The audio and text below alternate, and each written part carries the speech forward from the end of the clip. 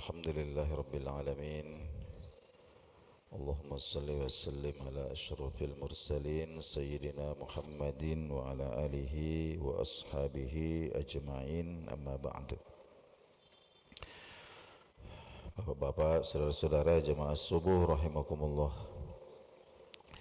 Subuh hari ini kita lanjutkan lagi kajian kitab halal dan haram dalam Islam. Masuk pada bab muamalah, tentang al-bai'u li ajalin. Al-bai'u li ajalin, muamalah jual beli atau transaksi jual beli li ajalin dengan tempo pembayaran.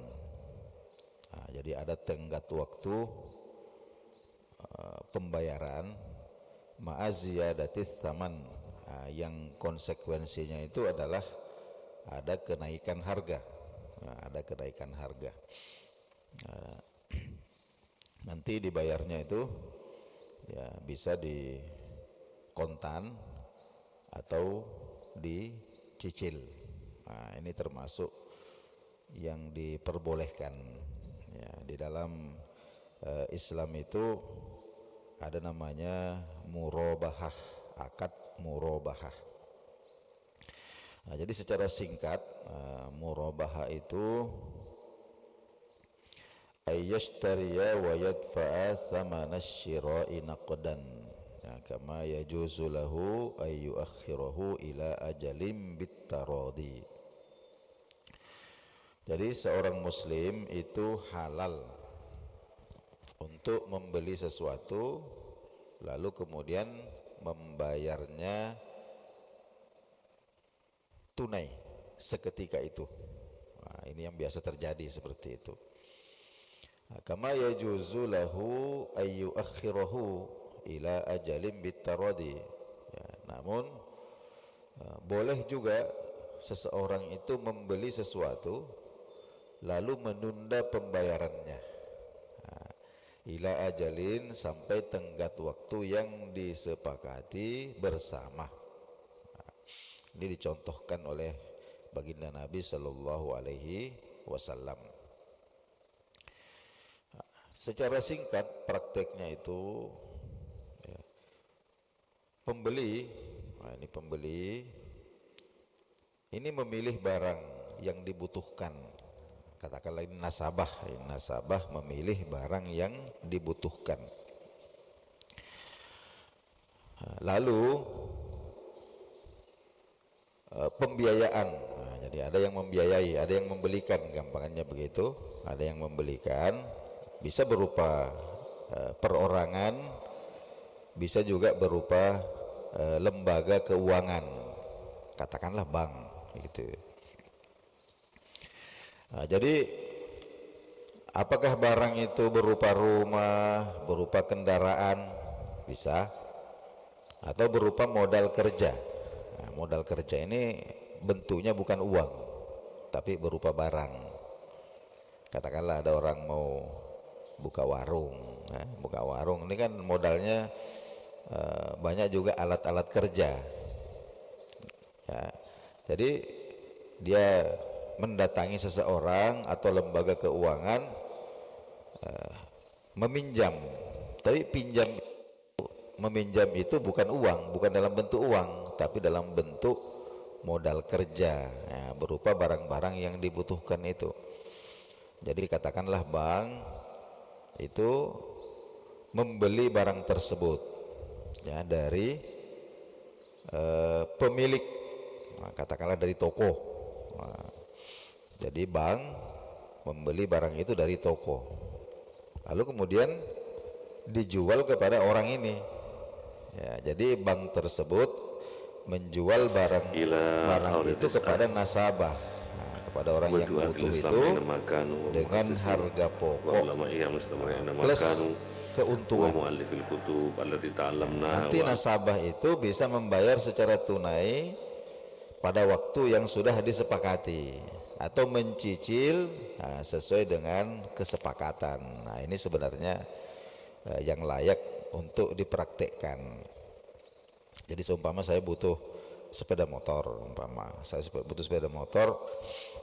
Lalu kemudian saya mendatangi teman saya yang punya uang. Nah, kemudian saya minta belikanlah dulu saya motor. Ya, belikan saya motor. Nanti saya bayar lebih dari harga aslinya. Nah, nanti saya bayarnya bisa saya kontan, katakanlah 1 tahun, kemudian nanti saya bayar kontan, atau saya bayar bulan-bulanan, cicil-cicil, tidak apa-apa. Nah, jadi umpama dipilihlah saya, kemudian datang ke dealer, pilih motor harga 21 juta umpama. Lalu teman saya ini membeli motor itu kontan dengan harga 21 juta. Nah, jadi kemudian dia menjualnya kepada saya. Nah, dengan cara itu tadi, nanti 1 tahun kemudian saya bayar dengan harga 25 juta umpama. Nah, sesuai dengan kesepakatan itu boleh.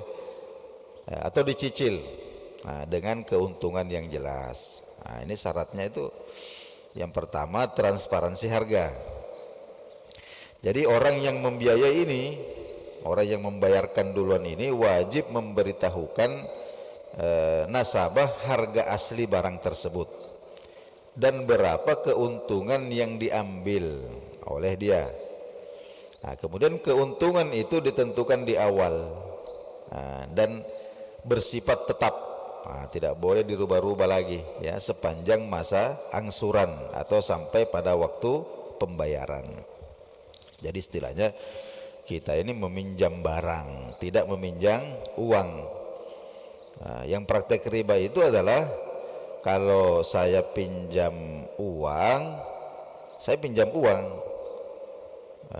kemudian nanti bayarnya pakai uang dengan tambahan yang disyaratkan di awal. Nah, itu prakteknya riba. Tapi kalau saya pinjam barang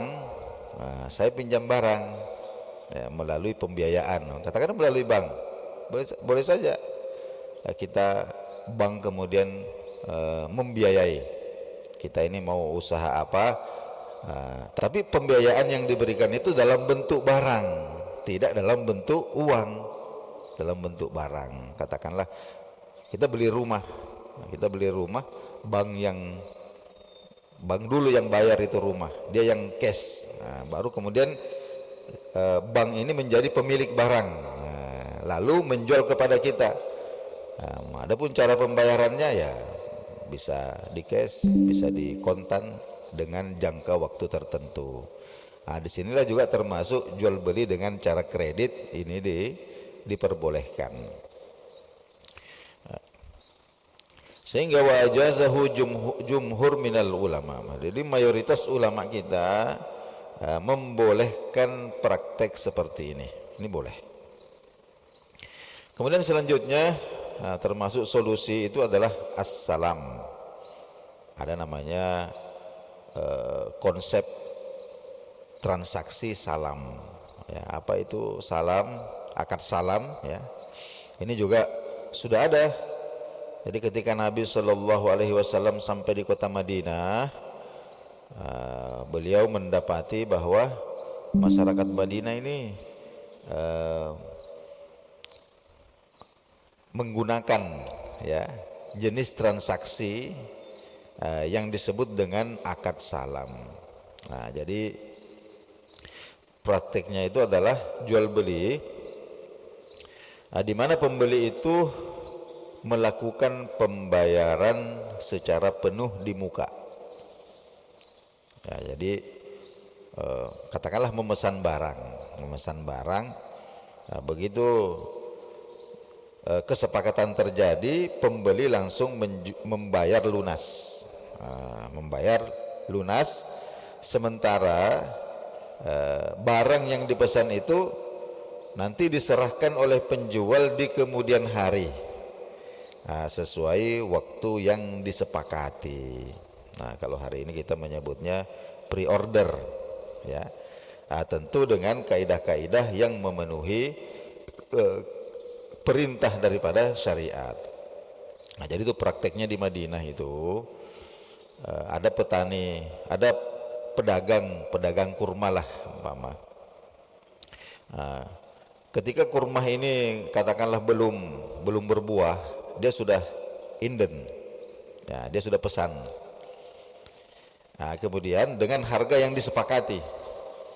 Nah, sementara si petani ini juga sedang butuh dana sebagai modal usaha, ya, modal untuk katakanlah mungkin pupuk, pengairan, pembersihan lahan dan lain sebagainya.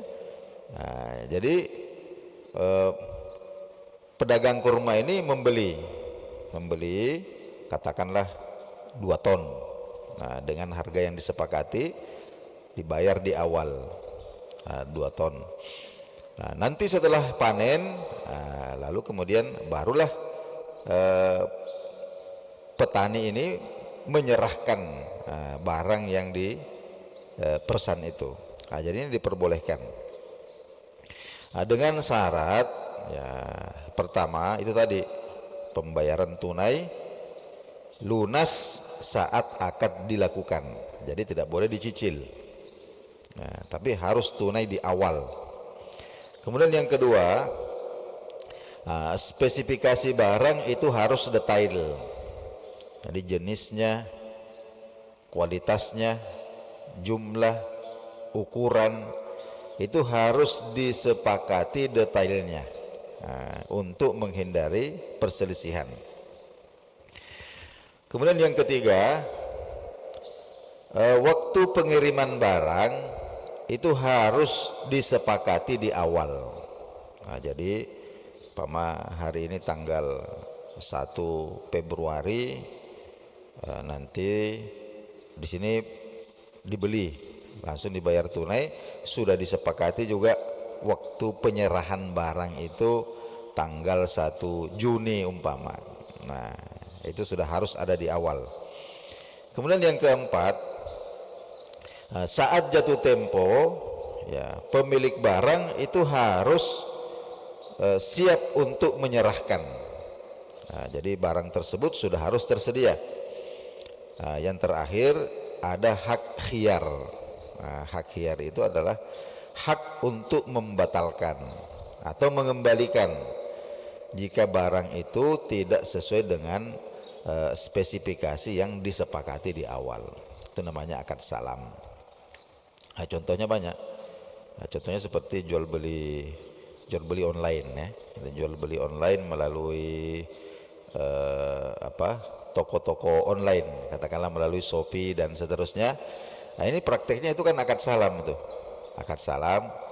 Jadi kita mendapatkan katakanlah menawarkan barang, gambarnya itu sudah dilihat, bisa kita lihat gambarnya, kemudian spesifikasi barang itu juga dijelaskan semua, termasuk waktu pengiriman, kapan sampainya.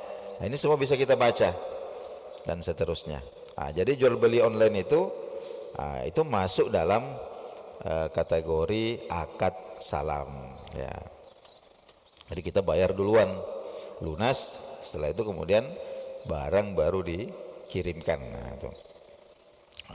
Lalu contoh mudah umpama ada pedagang beras, ya, membeli atau membayar lunas 5 ton beras kepala. Nah, jadi beras itu harus detail beras apa. Nah, jadi didetailkan 5 ton beras kepala kepada petani. Nah, kapan dia beli? Saat musim tanam. Jadi baru menanam, orang baru menanam dia beli. Nah, dan bisa saja umpama petani ini, ya, menggunakan uang tersebut untuk modal kerja, pakai beli benih, pakai beli pupuk dan seterusnya. Nah, tentu harganya tidak sama, ya, harganya tidak sama dengan katakanlah mungkin agak di bawah daripada harga pasaran pada umumnya, katakan begitu. Nah, saat beras itu nanti akan diserahkan setelah panen 4 bulan kemudian dengan harga yang disepakati. Kalau harga itu tergantung kesepakatannya. ya tidak harus mengikuti kepada harga pasar. Jadi bisa lebih mahal kalau kebutuhan lagi mendesak, bisa juga lebih lebih murah jika seumpama petani ini yang membutuhkan dana. Nah, itu tidak ada masalah. Itu namanya akad salam. Jadi di sini dikatakan bahwa wasuratus salimah li hadhil muamalah, ya. Jadi bentuk yang benar dari muamalah ini alla yushtarata samaru nakhlatin bi ainiha. Nah, jadi tidak mensyaratkan, nah ini yang perlu diperhatikan, katakanlah beras dari sawah ini, tidak mensyaratkan beras dari sawah ini, atau gandum atau biji-bijian dari kebun tertentu. Nah, sebab boleh jadi nanti sawah itu tidak menghasilkan. Nah, tapi yang disyaratkan itu harus didetailkan, seumpama adalah takarannya, timbangannya. Nah, jadi itu sudah benar tadi sudah dikatakan bahwa seorang pedagang beras, ya, membeli dengan cara salam, yaitu membayar lunas 5 ton beras kepala kepada petani. Jadi jangan mengatakan saya membeli 5 ton beras kepala dari sawahmu ini. Nah, itu tidak boleh. Dari sawahmu ini, sebab boleh jadi sawah itu kemudian tidak menghasilkan. Jadi intinya sudah ada kesepakatan 5 ton beras. Nanti jika tiba masanya, ya seumpama petani ini sawahnya yang ini tidak menghasilkan, itu bukan urusan penjual. Jadi urusan penjual bukan urusan pembeli. Ya, urusan pembeli itu adalah bagaimana beras 5 ton beras kepala itu tersedia pada masa yang telah disepakati, yaitu masa panen 4 bulan kemudian misalnya. Nah, seperti itu. Jadi baik, Bapak-bapak, saudara-saudara jemaah subuh sekalian, kita cukupkan dulu kajian kita subuh hari ini. Insyaallah besok subuh kita akan masuk pada satu tema, yaitu bentuk-bentuk kerjasama, ta'awunul amal wa ra'sil mal. Jadi antara tenaga, jadi kerjasama antara tenaga dengan modal usaha. Jadi bagaimana perjanjian kerjasama itu antara pemilik modal dengan orang yang katakanlah memiliki keterampilan untuk menjalankan modal. Hari ini kita sebut sebagai investasi. Investasi. Nah, ini bagaimana petunjuk syariat di dalam masalah ini. Nah, ini akan kita bicarakan insyaallah. Ya, mudah-mudahan bermanfaat. Subhanakallahumma wa bihamdika asyhadu an la ilaha illa anta astaghfiruka wa atubu ilaik. Wassalamualaikum warahmatullahi wabarakatuh.